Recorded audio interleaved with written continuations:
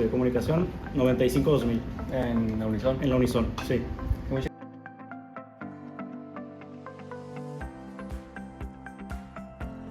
No necesariamente, o sea, bueno, para dedicarte al periodismo sí puedes estudiar cualquier otra cosa y te puedes dedicar al periodismo, pero obviamente que la carrera de comunicación te ofrece herramientas teóricas, metodológicas, prácticas que te van a ayudar para dedicarte al periodismo o para dedicarte a la comunicación.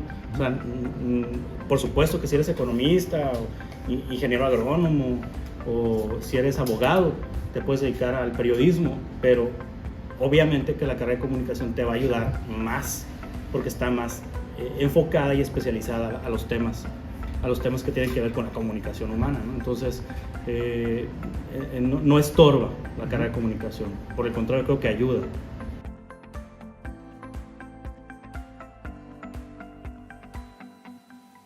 Bueno, yo empecé estando en la carrera de comunicación en el periódico El Imparcial en 1997.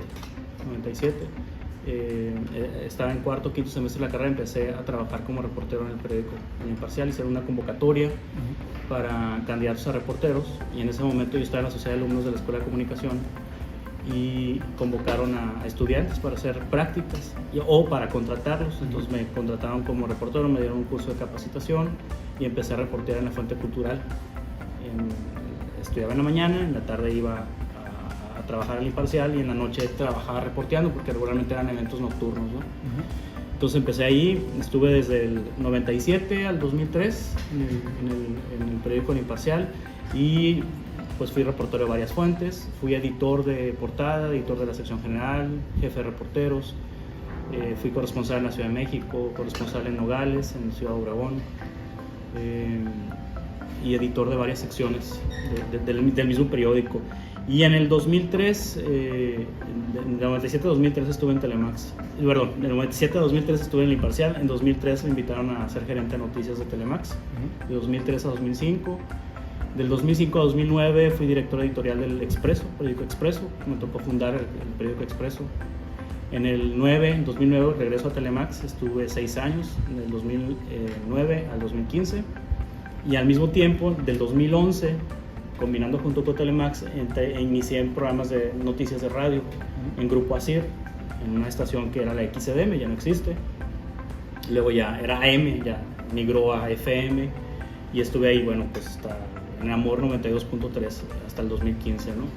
En el 15 me cambié a Uniradio y desde 2015 a 2016 estoy en Uniradio, en Estéreo 100, tengo un noticiero en las mañanas y al mismo tiempo combino con Megacable, aquí en Mega Noticias Hermosillo, que es un noticiero del sistema de cable de Mega Noticias en Sonora, y también en un periodo estuve en TV Azteca cuando combinaba junto con el periódico Expreso como conductor de noticias. Entonces he sido reportero de prensa escrita, conductor de radio y conductor de televisión.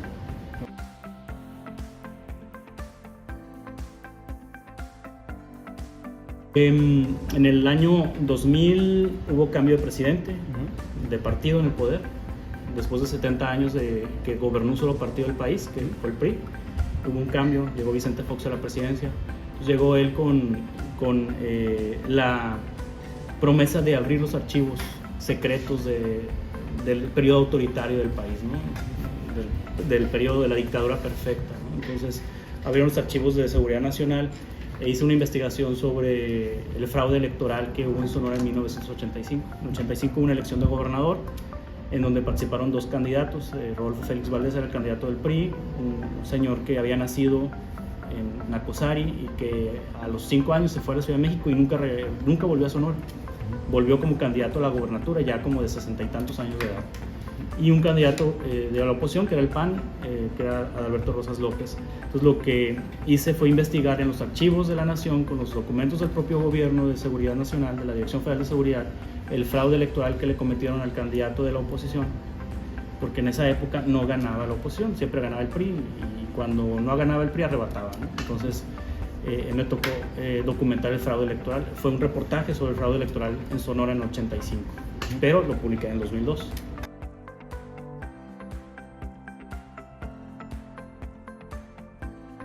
Bueno, no únicamente en Sonora, es en todo el país, ¿no? O sea, México es uno de los países más peligrosos para ejercer el periodismo, es el país más peligroso, el país no en guerra, más peligroso para ejercer el periodismo. Sobre todo por temas que tienen que ver con seguridad, narcotráfico, crimen organizado, y es el tema que más ha provocado pues desapariciones y muertes, asesinatos de periodistas en el país.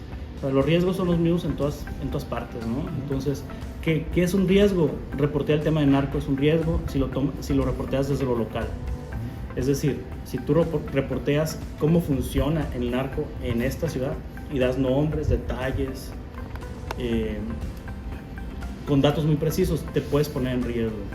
Pero sí puedes reportear el narco siendo foráneo en otra parte.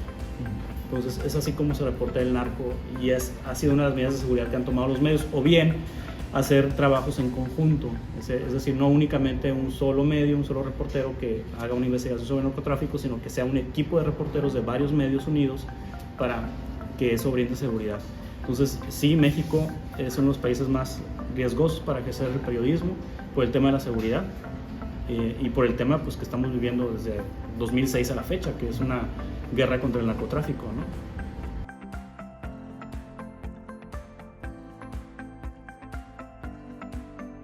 Lo hice en el 2002, de hechos que ocurrieron en el 85. No, pues era un tema político.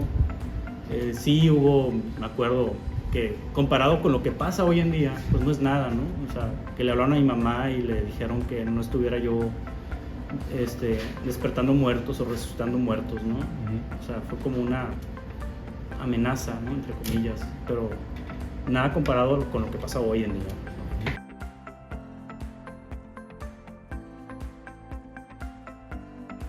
Bueno, el objetivo, para mí el periodismo es contrapeso. El periodismo siempre debe ser contrapeso del poder. Para mí la máxima de un periodista debe ser contrapeso del poder. Siempre tienes que estar cuestionando el poder y a los poderosos. Entonces, en ese sentido, un periodismo que le sirva a la comunidad es un periodismo que sea contrapeso del poder. ¿Para qué? Para tener mejores comunidades, para tener una sociedad informada, para que tome decisiones correctas, ¿no? Buenas decisiones o decisiones documentadas.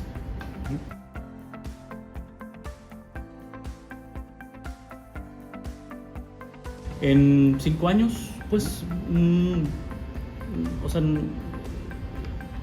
nunca, yo no estoy de acuerdo con decir que tiempos pasados fueron mejores. Creo que cada día se conquistan espacios y se defienden espacios de libertad, ¿no? Entonces, a mí me gusta pensar que cada día estamos logrando más libertad, que cada día estamos logrando más espacios de libertad. De hecho, hoy las redes sociales son la situación más maravillosa para la libertad, ¿no? Es decir, si hay una censura en un medio tradicional, pues están las redes sociales. Entonces, y además las audiencias son más leídas y más exigentes. Entonces, al tener audiencias más leídas y más exigentes, el periodismo tiene que ponerse a la altura de las audiencias. Entonces, creo que entre más herramientas tecnológicas tengamos, más espacios de libertad vamos a conquistar, ¿no?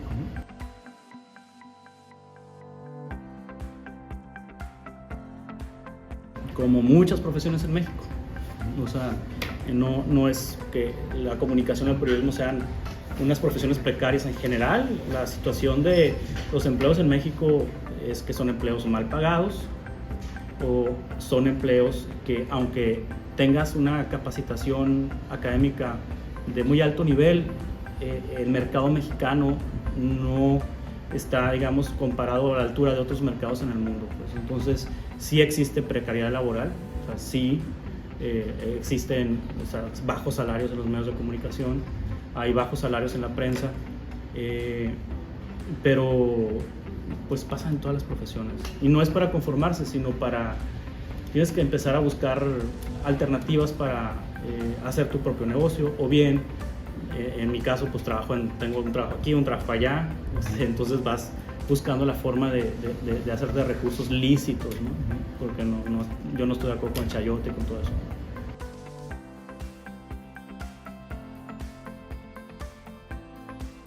La relación no ha cambiado mucho, o sea,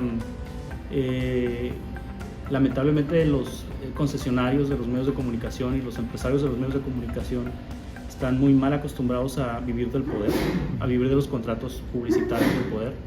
Entonces creo que es una relación que tiene que cambiar en este país, que no se ha modificado, que está estancada, que los medios de comunicación deben generar recursos no a través de la publicidad oficial, que sí es importante tener publicidad oficial, pero que eso no te limite en tu línea editorial, ¿no? Entonces, y que tenga fuentes de financiamiento privado y que viva de sus audiencias, ¿no? Entonces, sí es una relación muy todavía, vamos a decir, una relación que no ha evolucionado, muy directa entre el poder y la prensa.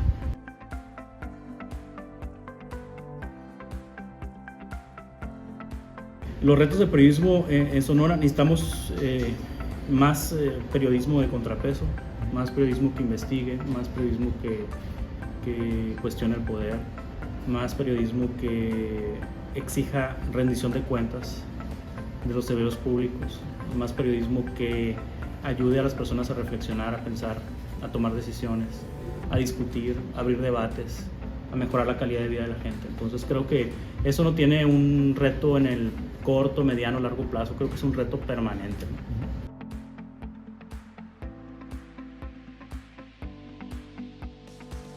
Pues hay esfuerzos interesantes, o sea, no podemos decir que no existen. Hay esfuerzos interesantes que hacen periodistas en lo individual, medios de comunicación en lo particular, entonces que están realizando un trabajo de contrapeso al poder, un trabajo de fomentar el debate, de fomentar que la gente reflexione, que la gente participe en los temas de interés público, en pensar en la comunidad, ¿no?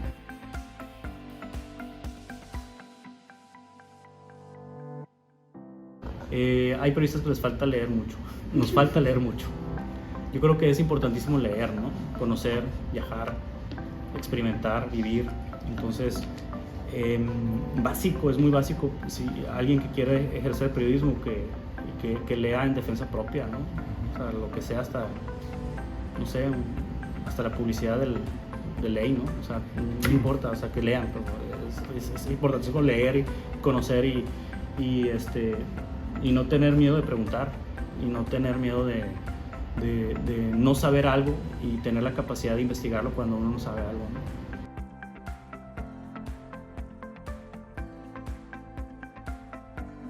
De entrada, involucrarse en la tarea profesional inclusive desde la época de estudiante, ¿no? No esperarse a salir de la carrera para involucrarse profesionalmente a un tema, ¿no? o al mundo laboral. Leer bastante, leer todos los medios posibles, comparar líneas editoriales, asistir a conferencias, asistir a congresos, buscar información en otras partes del mundo, buscar información en otras partes del país, conocer y compartir ideas con colegas en otras partes del país y del mundo. Entonces, todo eso creo que es importante.